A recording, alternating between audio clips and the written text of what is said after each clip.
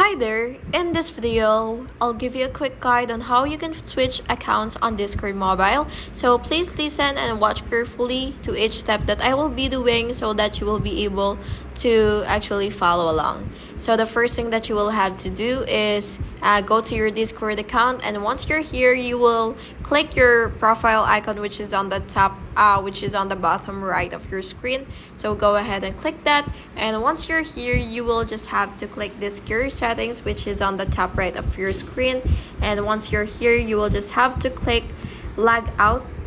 So after that, by the way, Discord doesn't really have switch accounts feature on the mobile phone. So you will just have to log out if you do want to switch your account. So after you logged out, you will just have to fill out your username and then your password again, and then log in. So yeah, that's basically just it, and that's how you switch your accounts on Discord. And I really hope you found this video helpful, and if you did, please make sure to like and subscribe for more videos like this.